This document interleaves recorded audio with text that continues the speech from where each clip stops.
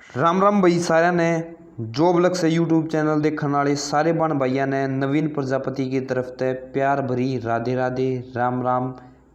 कैसे हो भाई सब? घर परिवार भी सबका ठीक होगा और आशा करता हूँ भाई अपने एग्ज़ाम की तैयारी आप लोग अच्छी तरीके से कर रहे होंगे। तो भाई बात करेंगे कि कैसे होगा normalization Haryana police female constable में, क्योंकि अब ऑफिशियल एचएसएससी ने अपना मेथड बता दिया है कि हम इस तरह से नॉर्मलाइजेशन करेंगे। अब ना तो किसी के नंबर कटेंगे वो ना बढ़ेंगे, ठीक है। वो मेथड के बारे में हम बात करेंगे, उसको समझेंगे कि आप लोगों का जो कट ऑफ है, आप लोगों का रिजल्ट है वो कैसे आएगा। तो वीडियो को स्टार्टिंग से लेकर लास्ट तक जरूर देखना ताकि आपको समझ में आए, ठीक है ना, कि ये नया मेथड उन्होंने जो अपनाया है वो क्या है, ठीक है। तो स्टार्ट करते हैं। और अब ये जो मेथड है ना भाई नॉर्मलाइजेशन का, ये एचएसएससी के जितने भी पेपर हैं, यानी जितने पेपर का कहने का मतलब जो मल्टीपल शिफ्ट में होंगे उन सभी पे अप्लाई होगा, ठीक है ना। ये हरियाणा पुलिस फीमेल कांस्टेबल का नहीं है, मेल का जो अगले शिफ्ट यानी 29, 30, 31 को होने वाला उसमें भी अप्लाई होगा, और जितने भी ग्राम सचिव वगैरह के हो रहे सभी में यही लागू होगा नॉर्मलाइजेशन के लिए मेथड। इसको समझ लेते हैं अच्छी तरीके से। तो क्या था भाई, पब्लिक नोटिस में इन्होंने बोला कि जो हरियाणा स्टाफ सिलेक्शन कमीशन है ना, वो कंडक्ट कराता भाई बहुत तरह के एग्जाम, यानी बी पोस्ट के, सी पोस्ट के, डी पोस्ट के, ठीक है ना। सम टाइम क्या है ही कंडक्ट मल्टीपल शिफ्ट, ठीक है ना, because large number of candidate. भाई कई शिफ्टा में काम करा इन पेपर कराना पड़ा है क्योंकि भाई बहुत ज़्यादा बालक हो जैसे हैं, यह बात भी ठीक है।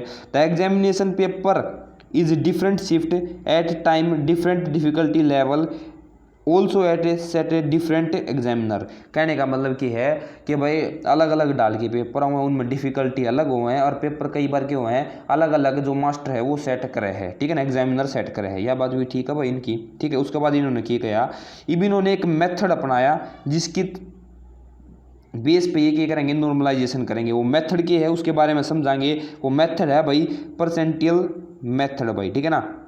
परसेंटियल मेथड ये इन्होंने अपनाया। देखो ये मेथड ना तो आप लोगों का एसएससी यूज करता है, ठीक है ना आप लोगों का DSSB यूज करता है, ठीक है ना, DSSB यूज करता है, ना आप लोगों का रेलवे यूज करता है भाई, ठीक है ना रेलवे यूज करता है। ये आप लोगों के मेथड यूज नहीं करता। मैंने पहले भी बताया था मेरी वीडियो में, काफ़ी मेथड होते हैं नॉर्मलाइजेशन करने की, ठीक है।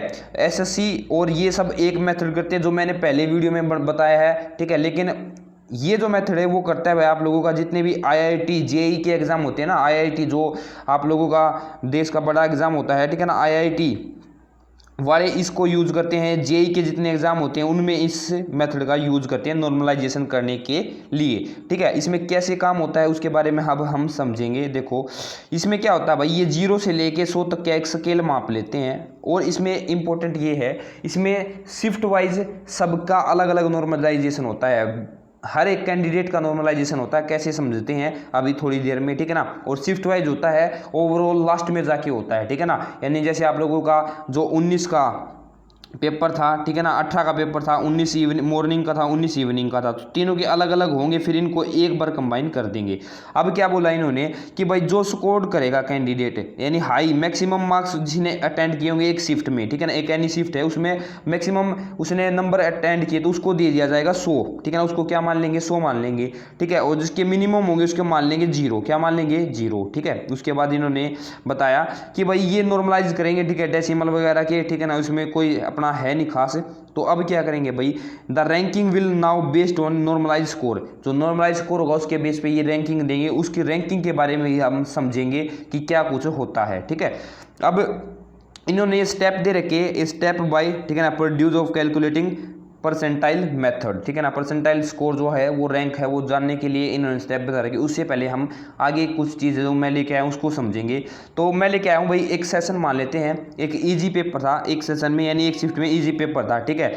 कैंडिडेट जहाँ पे आए 20 कैंडिडेटों ने क्या लिया भाई, भाग लिया, यानी पेपर दिया भाई, ठीक है। उसमें से भाई वो टोटल मार्क्स कितने का था, 50 मार्क्स का था, यानी 50 नंबर का पेपर था। उसमें तो भाई एक अमित नाम का छोरा था, उसने क्या किया 49 नंबर ले लिए, 50 मतलब 49 नंबर ले लिए, क्योंकि पेपर क्या था, ईजी था।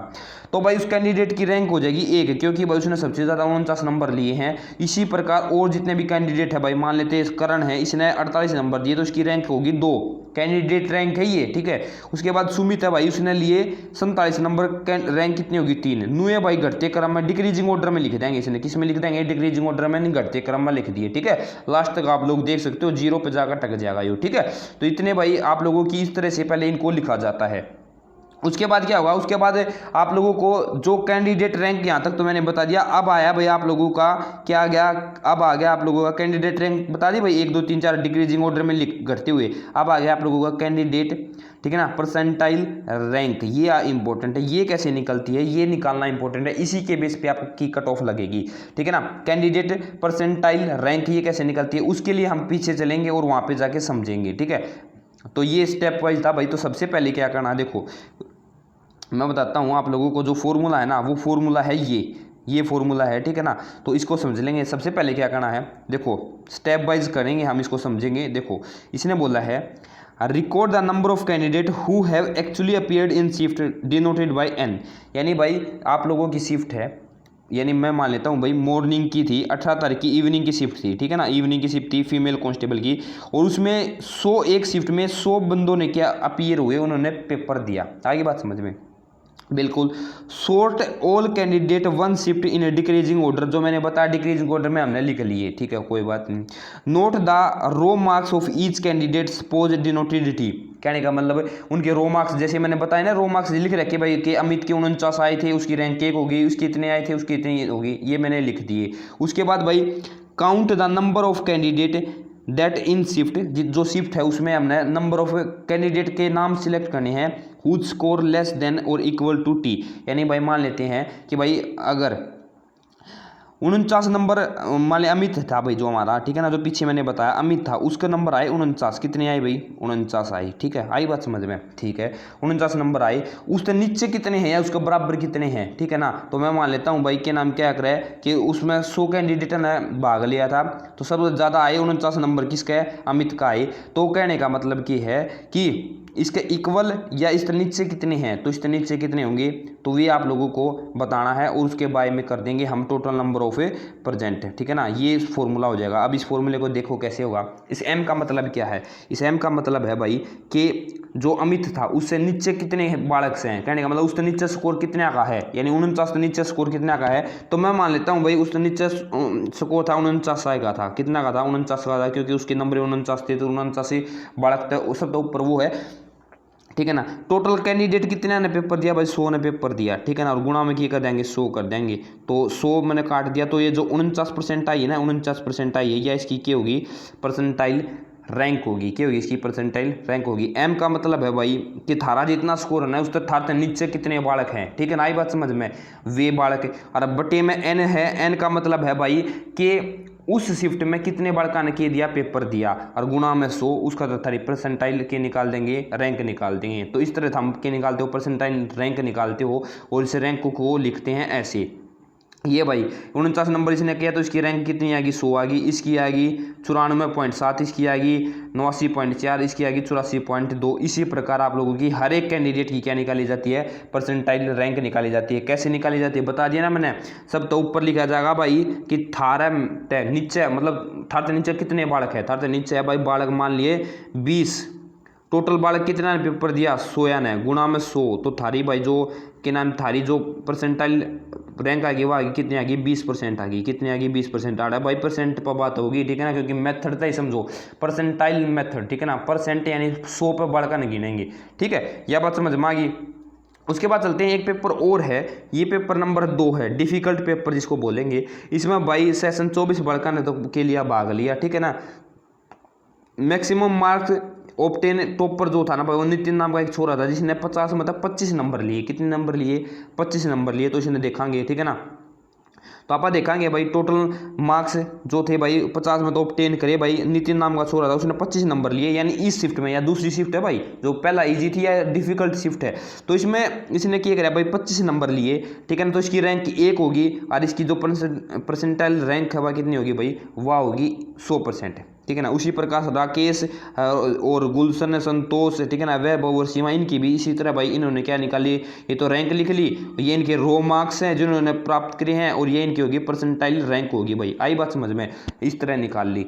अब क्या करेंगे भाई, जब सारी शिफ्ट आगे निकाली, इनको एक स्प्रेडशीट यानी कहने का मतलब MS एक्सेल की जो स्प्रेडशीट हो उस पर इकट्ठे कर देंगे। ठीक है, क्या कर देंगे, उस पर इकट्ठे कर देंगे, जैसे इन्होंने यहाँ पे कर दिया। ठीक है, यहाँ पे कर दिया भाई, तो इसको देखते हैं जल्दी ही। ठीक है,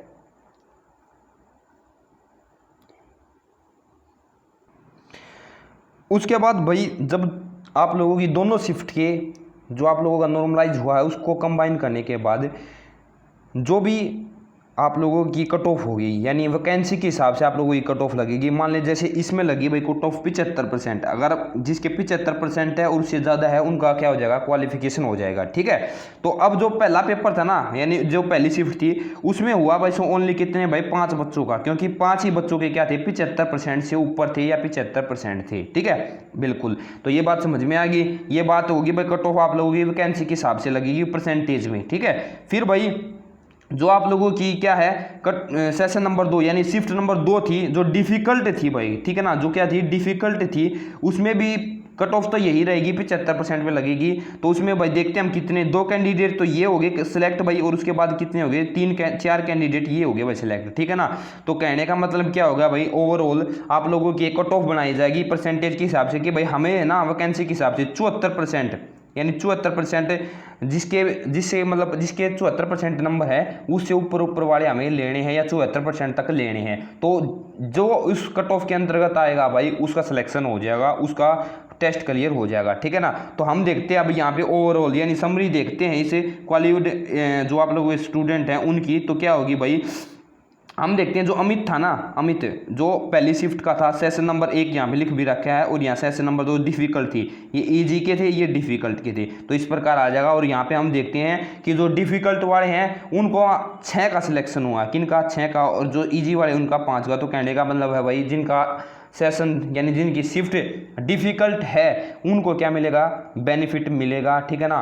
और ओबियसली बात है उनका ज़्यादा सिलेक्शन होगा एज कंपेयर बाय जिनकी क्या है आप लोगों की शिफ्ट आसान है। ठीक है ना, तो ये पूरा प्रोसेस रहता है आप लोगों का जो परसेंटाइल नॉर्मलाइजेशन मेथड है उसका भाई। ठीक है ना, अब आप लोगों को, आप लोग ये कमेंट मत कर मतलब करना कि भाई आप लोगों के नंबर कितने हैं। ठीक है ना, कमेंट करके ज़रूर बताना, और वीडियो को आपको कैसी लगी। ठीक है ना, आपको पूरा प्रोसेस समझ में आया या नहीं आया, एक बार कमेंट करके ज़रूर बताना मेरे भाई। वीडियो को लाइक ज़रूर कर देना अगर अच्छी लगी हो, तो आप लोगों को पूरा प्रोसेस समझ में आया है। वीडियो को शेयर ज़रूर कर देना भाई। ठीक है ना, और भाई क्या कर देना, एक कमेंट करके ये बताना कि आप लोगों को वीडियो कैसी लगी, समझ में आया, आप लोगों का स्कोर क्या है। ठीक है ना, फिजिकल की तैयारी कर रहे हो या नहीं कर रहे, और नीचे अपने चैनल को सब्सक्राइब कर लो पूरी डिटेल। ठीक है ना, जब तक आपकी भर्ती नहीं होती इसी चैनल पे आप लोगों को टाइम टू टाइम मिलती रहेगी। Thank you, love you all. कोई भी कमेंट हो, कोई भी आपकी क्वेरी हो तो कमेंट करके जरूर बताना, मैं जरूर रिप्लाई करूंगा। लव यू ऑल, सभी को Radhe Radhe, Ram Ram, thank you ji.